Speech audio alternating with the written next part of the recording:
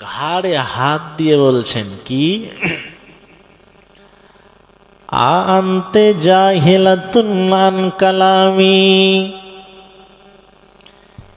হে আমার নাতনি ফাতেমা, আমি তোমাকে ইসলামের প্রারম্ভিককালের দুঃখের কথাগুলোকে শোনাচ্ছি, তুমি আমার কথার দিকে কান দাও না কেন?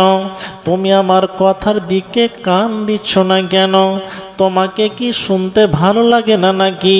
তোমাকে কি শুনতে ভালো লাগে না, না কেমন কি? তুমি আমার কথার দিকে কান দাও না কেন? ব্যাপারটা কি? তোমার কারণটা কি?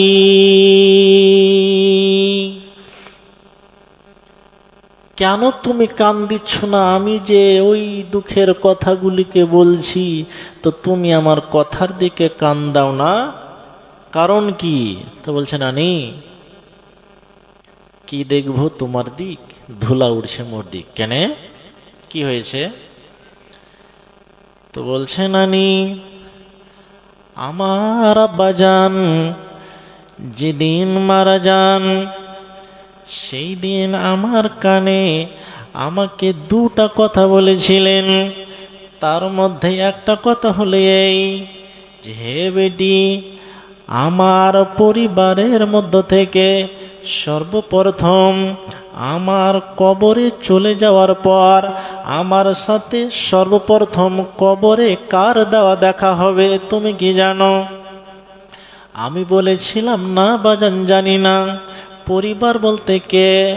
তো জামাই আলী এবং বেটি ফাতেমা এবং আল্লাহ পাকের রাসূলের দুটা নাতি হাসান এবং হুসাইন এবং আল্লাহ পাকের রাসূলের ৯টা বিবি, এই দিয়ে হলো পরিবার।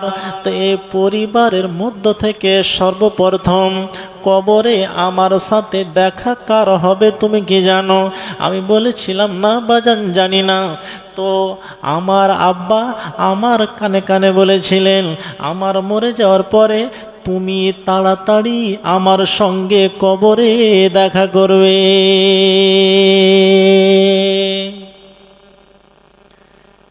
তা আমি হিসাব করছি, আমার মরা কম বেশ 5 থেকে 6 মাস হয়ে গেল। তা আমিও তো দিন গুনছি, আমার সময় কাছিয়ে চলে আসছে।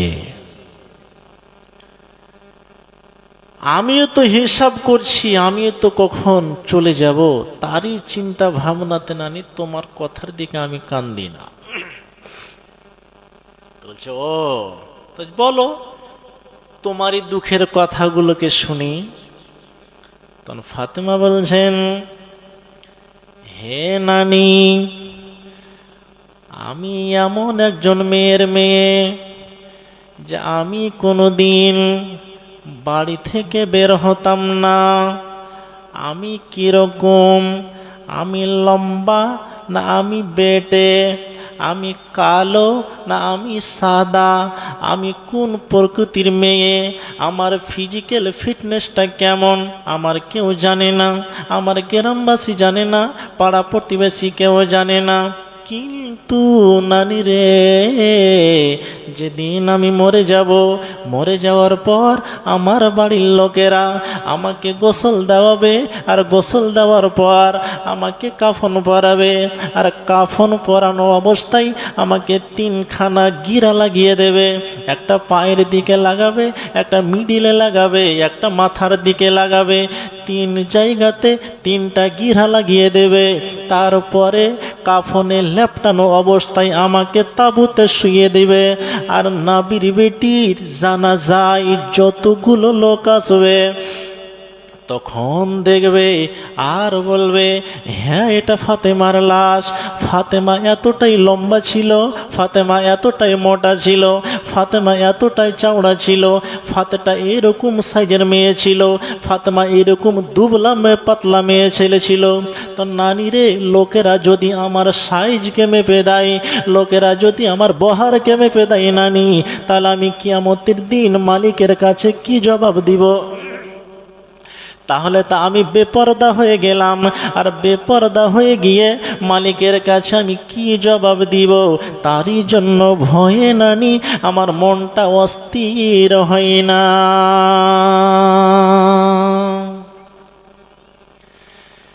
জিন্দা অবস্থায় তার পর্দা করে জিভ ভরেনি, জিন্দা অবস্থায় তার পর্দা করে জিভ হল না, আর মরার পরে পর্দা করার জন্য কত পেরেশান যে আমি জীবনে নানি কোনোদিন বাড়ি থেকে বের হয়নি, আমি লম্বা না আমি পাতলা না আমি মোটা না আমি বেটে, কোন প্রকৃতির মেয়ে আমি কেউ আমার কিন্তু জানে না। আর আজকাল বর্তমান দেশের মেয়ে ছেলেদেরকে পর্দা করাইতে পারা যায় না, পর্দার ধারই ধারে না। চিন্তা করুন, পর্দা করে চলো নারী, না হলে জাহান্নাম হবে তোমারি। পর্দা করে চলো নারী, না হলে জাহান্নাম হবে তোমারি। ভাবছো তোমরা মনে দিলে শান্তি পাবো খোলা চলে, ভাবছো তোমরা মনে দিলে শান্তি পাবো খোলা চলে। হায়াত যেদিন শেষ হইবে, হায়াত যেদিন শেষ হইবে, যাইতে হবে তোমায় আপন বাড়ি। পর্দা করে চলো নারী, না হলে জাহান্নাম হবে তোমারি। আল্লাহর হুকুম না মানিলে জাহান্নাম তোমার আছে কপালে। আল্লাহর হুকুম না মানিলে জাহান্নাম তোমার আছে কপালে। তাই সময় থাকতে করো আমল, না হলে জাহান্নাম হবে তোমারি। পর্দা করে চলো নারী, না হলে জাহান্নাম হবে তোমারি। পর্দা করে চলো নারী, না হলে জাহান্নাম হবে তোমারি। বর্তমান দেশে পর্দা নাই, পর্দা উঠেই গেল। তো আমি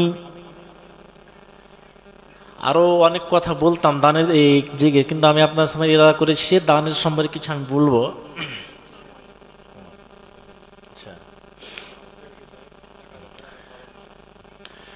মাশাআল্লাহ, বলুন নারে তাকবীর। মাদ্রাসার সেক্রেটারি সাহেব 1000 টাকা দিয়েছে, বলুন সুবহানাল্লাহ। আল্লাহ জিয়া সাথে এই সেক্রেটারি সাহেব দান করেছেন, আল্লাহ তুমি আশা পূর্ণ করিও। আর আমি একটা কথা বলছি, আমি জোরতি বলতে পারি না। এই যে দান লাই আর জোরতি বলে কি না, অনেকে বলে জোরতি, আমার জোরতি আমি পছন্দ করি না। আর ওস্তাদজির সম্পর্কে লোক বসে আছেন, জিজ্ঞেস করবেন জোরতি কত ভুল। অনেকে বলে যে 5000 টিকো উমুক দিল ভাই রফিকুল, আল্লাহ তুমি নেকি দিতে করিও না ভুল। আল্লাহ কি ভুল করে? আল্লাহ ভুল করে না। তো এই জোরতির মধ্যে অনেক কিন্তু ভুল আছে বাবা। আর আপনি ভাবিয়েন না যে জোরতি না কইতে গেলে দান দিব না, আর দান না দিতে গেলে সব হবে না, এটা কথা ভাবিয়েন না। জোরতিতে আপনার নেকি হবে না, জোরতিতে নেকি হবে না। আপনি যে উদ্দেশ্যে দান দিবেন সেই উদ্দেশ্যটা ইনশাআল্লাহ আপনার পূরণ হবে। একটা কথা বলিনি আপনাকে যে দান দিতে হবে এটা কথা নয়, দিতে যে বাধ্য সেটাও নয়, তবে আপনি বাধ্যের কাছাকাছি। সাহাবীরা বললেন আল্লাহ পাকের রাসূল, দান যে আপনি দিতে বাধ্য করছেন বা বাধ্যের কাছাকাছি, তো যার কাছে টাকা নাই পয়সা নেই সে কি করবে? তখন রাসূল বললেন ফালিয়ামাল ফি বাইতিন নাস, যার কাছে টাকা নাই সে অন্যের বাড়িতে কাজ করবে। আরো এক বাপজি 500 টাকা দিলেন দান, যে আশাতে ভরসাতে দান দিল, আল্লাহ তার উদ্দেশ্যকে পূরণ করিয়েন। সকলে বলুন আল্লাহুম্মা আমিন। তো রাসূল বললেন, অন্যের বাড়িতে কাজ করবে, আর কাজ করে যে পয়সা পাবে তার মধ্য থেকে দান করতে হবে, দান করতে হবে। কেন? রাসূল বলছেন আস-সাদকাতু বুরহান, দান হচ্ছে দলিল। কত আছে? 10,000। মাশাআল্লাহ, বলুন নারে তাকবীর। আর এক বাপ ভাইজি আমার 10,000 টাকা দিলেন মাদ্রাসাকে কেন্দ্র করে। আল্লাহ যে উদ্দেশ্যে, যে আশাতে এই আমার ভাই দান করলেন, আল্লাহ তুমি তার উদ্দেশ্যকে পূরণ করিও। আল্লাহ যদি কোনো মুসিবতে পড়ে থাকে, আল্লাহ যদি তার কোনো সমস্যা থাকে, আল্লাহ তুমি এই দানের বিনিময়ে আল্লাহ তুমি দূর করে দিও। সকলে বলুন আল্লাহুম্মা আমিন। তো রাসূল হাদিসে বলে আস-সাদকাতু বুরহান, দান হচ্ছে দলিল। দানটা কি? দলিল। কেমন দলিল? আপনি যেই জায়গাটাতে, যেই জমির উপরটাতে বাড়ি করে আছেন, তার প্রমাণে আপনার কাছে দলিল আছে। দলিল যদি আপনার না থাকে, সেটা আপনার বাড়ি নয়। কিংবা আপনি যদি চাষাবাদ করেন, তো যে জমিটার ফসল আপনি খাচ্ছেন, ভক্ষণ করছেন, সেই জমির প্রমাণ হলো আপনার কাছে দলিল আছে। সেই জমির যদি আপনার কাছে দলিল না থাকে, আপনি সেই উপকৃত ফসল আপনি কিন্তু খেতে পারেন না। তাহলে আপনার প্রমাণে জমিনের দলিল আছে। ঠিক সেই রকমই আপনি যদি কাল কিয়ামতে জান্নাত যেতে চান, তার প্রমাণে আপনাকে রাখতে হবে কি?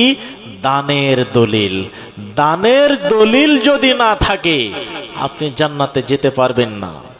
কাজে আমি আপনাদেরকে এখানে যতটি লোক, মিনিমাম 200-250 লোক হবেন, আইডিয়া বললাম। আমি আপনাদের কাছে বেশি নয় বাবা, 10টা লোক আছেন কি যে 5,000 টাকা করে টাকা দিবেন এই মাদ্রাসাকে কেন্দ্র করে। আমি আপনাদের কাছে অনেক দূর থেকে এসেছি। আপনি হিসাব করেন রতুয়া কোথায় আছে, মিনিমাম কম বেশ 80-85 কিলোমিটার, তারও বেশি হতে পারে। ওখান থেকে আমি আপনাদের জন্য কষ্ট করে এসেছি। আমি বাপ, ভাই, বাবা, মা বোন নাই নাকি? মা বোনদের থেকে কোনো আওয়াজ, কোনো সার শব্দ কিছু পাওয়া যাচ্ছে না। মা বোন, তোমাদের দিক থেকেও দানগুলো আপনারা পাঠান। তো এখানে আমার সামনে যতটি লোক বসে আছেন, আরো এক বাপজি আমার 500 টাকা দিল, যে আশাতে, যে উদ্দেশ্যে আল্লাহ দান দিল, আল্লাহ তুমি তার উদ্দেশ্যকে পূরণ করিয়ে। তারপরে রাসূল বললেন, ইন্না সাদকাতা তুতফিউল খাতিয়াতা কামা ইতফিউল মাউন নার। নিশ্চয় দান মানুষের পাপকে মিটিয়ে দিতে পারে। পানির ভিতরে ক্ষমতা যেমন আগুনকে নিভিয়ে দেওয়া, ঠিক সেরকমই দানের ভিতরে ক্ষমতা তেমন আপনার পাপকে মিটিয়ে দেওয়া। কথা বুঝতে পারছেন কি? তো দান কত পাওয়ারফুল ইবাদত, যে দান আপনার পাপকে মিটিয়ে দিতে পারে, যেমন আগুন, পানি আগুনকে নিভিয়ে দিতে পারে। তারপরে রাসূলুল্লাহ সাল্লাল্লাহু আলাইহি ওয়াসাল্লাম বলছেন, ইন্না সাদকাতা লা তুতফিউ হাররাল কুবুর। নিশ্চয় দান কবরের শাস্তি থেকে বাঁচিয়ে দিতে পারে, কবরের আযাবকে বন্ধ করে দিতে পারে। আপনার বাবা, আপনার মা, আপনার আত্মীয় স্বজন, আপনার নানা, আপনার নানি, আপনার খালা, আপনার খালু, যত রকম লোক মরেছে, তাদের নামে যদি আপনি দান করে দেন, আর তারা যদি কোনো আযাবে গ্রেফতার হয়ে থাকে, তে দানের বিনিময়ে আল্লাহ তাদের আযাবকে মিটিয়ে দেন। বলুন সুবহানাল্লাহ। কাজে আমি বেশি কথা বলবার সময় কাছে আসছে আমার, আর আমার পরবর্তী বক্তাও আছে। কাজে আপনাদের কাছে বেশি চাইনি, আপনাদের বাড়ি গাড়ি ধন দাওলাত চেয়ে আমি আপনাদের 10টা লোকের কাছে 5,000 টাকা করে টাকা চেয়েছি, মাদ্রাসাকে কেন্দ্র করে, মাদ্রাসাকে ভালোবেসে। কেন আপনার কিচ্ছু সঙ্গে যাবে না বাবা, এই যে যেটা দিবেন সেটাই যাবেন। আপনাকে অবিনীত অনুরোধ করে বলছি, আপনি বখিলি হয়েন না, বখিল হয়েন না। রাসূল সাল্লাল্লাহু আলাইহি সাল্লাম বলেছেন, লা ইয়াদখুলুল জান্নাতা বাখিল, বাখিল কখনো জান্নাতে যাবে না, যাবে না, যাবে না। রাসূল বলছেন সোহনমতা, যারা কৃপণতাকে মেনে নিয়েছে এরা ধ্বংস হবেই হবে। কৃপণতা। তারপর রাসূল বলছেন ওয়াত্তাকুস সুহা ওয়াসুহা লামান কানা ক্বাবলাকুম, পৃথিবীর মানুষ তোমরা কৃপণতা থেকে বেঁচে থাকো।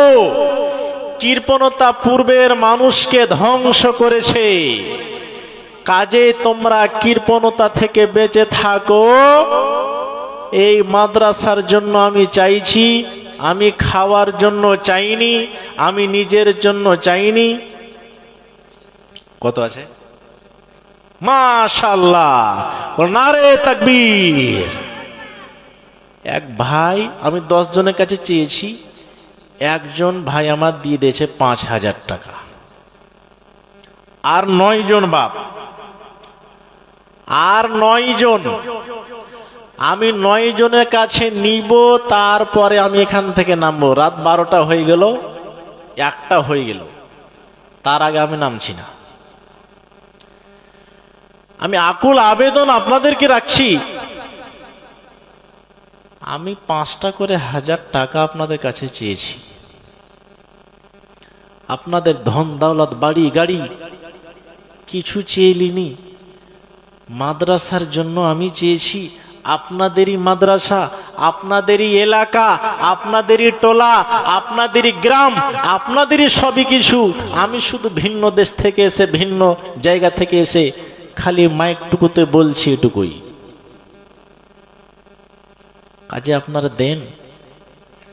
রাসূলুল্লাহ সাল্লাল্লাহু আলাইহি ওয়াসাল্লাম বলছেন কি, আল্লাযীনা ইউনফিকুনা ফিস-সাররাই ওয়াজ-যাররাই ওয়াল কাযিমিনাল গায়যা ওয়াল আফিনা আনিন নাস।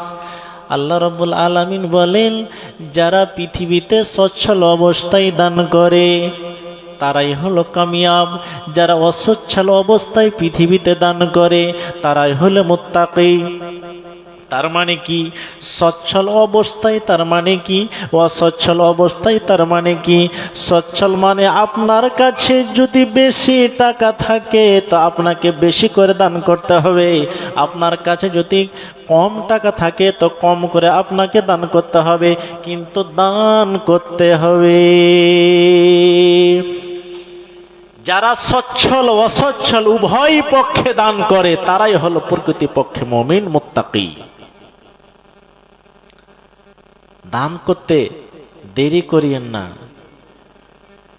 আপনি হয়তো ভাববেন, হেমুল স্যার জোরতি কহেন, আমি জোরতি বলে গুনাহগার হতে পারবো না। বা আমি হাদিস কোরআনের কথা আপনাকে বলবো,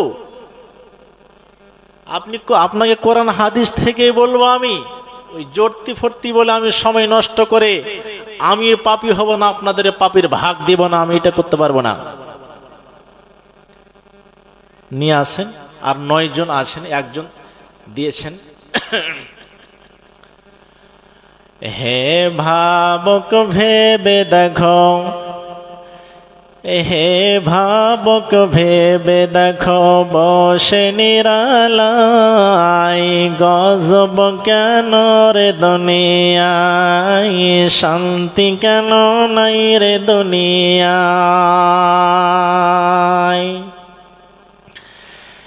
হে ভাবক ভেবে দেখো, বসে নিরালাই গজব কেন রে দুনিয়ায়, শান্তি কেন নাই রে দুনিয়ায়। খাঁটি ধার্মিক নাই তো দেশে, মুসলিম চলে কাফের বেশে। খাঁটি ধার্মিক নাই তো দেশে, মুসলিম চলে কাফের বেশে। কথাই কাজে ব্যবহারে বেদিন বুঝা যায়, গজব কেন রে দুনিয়ায়, শান্তি কেন নাই রে দুনিয়ায়। হে ভাবক ভেবে দেখো,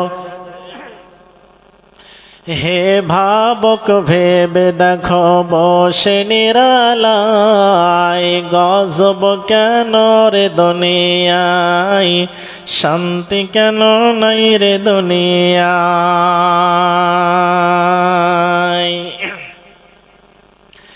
লোক যাই কোর্ট কাচারিতে,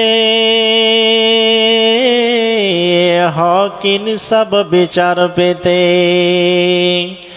লোক যায় কোর্ট কাচারিতে, হক ইনসাফ বিচার পেতে। ঘুষের জোরে চোর ডাকাত খুনি রেহাই পেয়ে যায়, গজব কেন রে দুনিয়ায়, শান্তি কেন নাই রে দুনিয়ায়।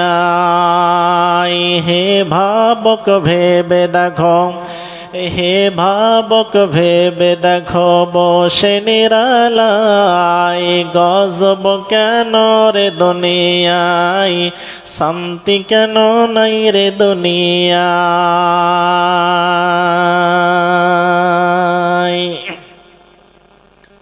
বাবারা, ধন আমার নিয়ে আসেন, দেরি করিয়েন না। যত দেরি করবেন আপনাদেরই দেরি হবে, যত দেরি করবেন আপনাদেরই দেরি হবে। 5,000 টাকা আপনাদের কাছে নাই না কেমন কি? যদি আজ নাও থাকে, 2 দিন পরে দিবেন, লিখিয়ে দেন। 4 দিন, 8 দিন, 10 দিন, 1 মাস পরে দিবেন। কিন্তু আমি বলেছি একটা কথা বাবা, আমি 10টা লোকের কাছে, এতটি লোক আছেন, 10টা লোক 5,000 টাকা করে টাকা দিতে পারবেন না? এতই আপনারা কমজোর, এতই আপনারা কৃপণ, এতই আপনারা বখিল।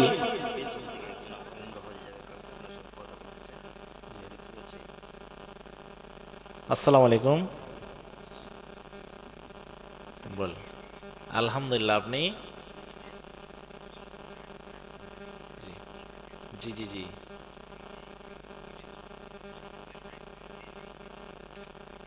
জি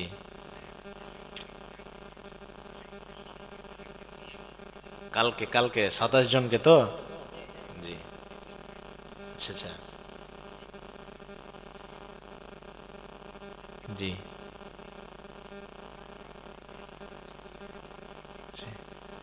জি, মাশাআল্লাহ। ঠিক আছে ঠিক আছে ঠিক আছে ঠিক আছে ঠিক আছে। একবার বলুন সকলে মোহাব্বতের সাথে, নারে তাকবীর। একজন ভাই বীরভূমকে 27 জন লোককে নিয়ে যাচ্ছেন তিনি উমরা হজ করাতে। কাল